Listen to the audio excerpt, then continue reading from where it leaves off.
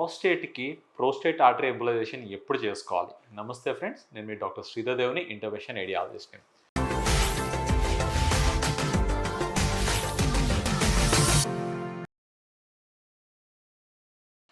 వయసుతో పాటు పెరిగే ఆర్గన్స్లో ప్రాస్టేట్ ఒకటి. అండ్ ఈ ప్రాస్టేట్ వచ్చేసి దాని లొకేషన్, అంటే మన మూత్రం సంచి కిందన ఉండే ప్రాస్టేట్ దాని లొకేషన్ వల్లనే ఈ పెద్దవాళ్ళలో మూత్రం తాలూకు కంప్లైంట్స్ అన్నింటినీ కూడా కాజ్ చేస్తూ ఉంటుంది. అలా ఈ ప్రాస్టేట్ పెరిగినప్పుడు చాలా కొద్ది మందికి మాత్రమే కంపల్సరీ లోపల నుంచి వైద్యం చేయాల్సిన అవసరం ఉంటుంది.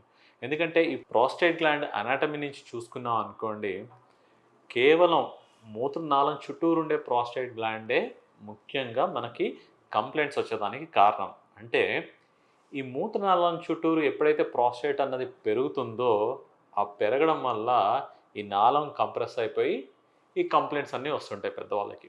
సో కేవలం మనం ఎవరైతే పేషెంట్స్లో ఈ నాళం చుట్టూరు మాత్రం పెరుగుతుందో వాళ్ళకి మాత్రమే మనం ట్రీట్మెంట్ అన్నది అడ్వైస్ చేస్తాం.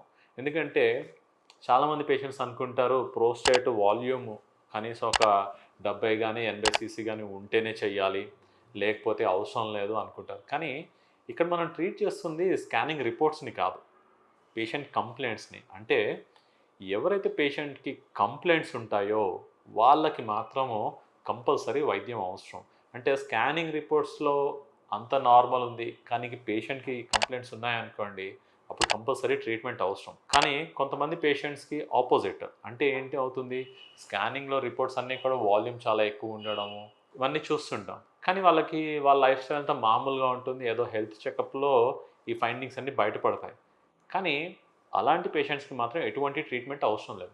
సో కేవలం పేషెంట్కి ఇబ్బంది ఉండడం, అంటే తరచుగా మూత్రం రావడం, మూత్రం ఆగినట్టు ఉండడం, రాత్రులు ఎక్కువసార్లు మూత్రం పోవడం, లేదంటే కొంతమందికి ప్రెషర్ సరిగ్గా లేకపోవడం, అంటే ఇవన్నీ కూడా ఏమవుతుంది, తరచుగా పేషెంట్ని ఇబ్బంది పెట్టే కంప్లైంట్స్. అండ్ ముఖ్యంగా ఈ పేషెంట్ క్వాలిటీ ఆఫ్ లైఫ్ అన్నది కూడా బాగా తగ్గిపోతూ ఉంటుంది. అంటే కాన్ఫిడెన్స్ ఉండదు, పాపం ఎక్కువసార్లు బాత్రూమ్ వెళ్ళాల్సి వస్తుంటుంది, పబ్లిక్ ప్లేస్లో ఇబ్బంది అవుతూ ఉంటుంది, రాత్రంతా నిద్ర డిస్టర్బ్ అయ్యి మరుసటి రోజు అంతా చికాగ్గా ఉండడం, బీపీలు షూట్ అవ్వడం, ఇవన్నీ కూడా క్వాలిటీ ఆఫ్ లైఫ్ని తగ్గిస్తాయి. అంటే సమస్య ప్రాస్టేట్ది, కానీ ఓవరాల్ క్వాలిటీ ఆఫ్ లైఫ్ తగ్గిపోవడం వల్ల పేషెంట్కి సిమ్టమ్స్ అనేవి చాలా పెరిగిపోతూ ఉంటాయి.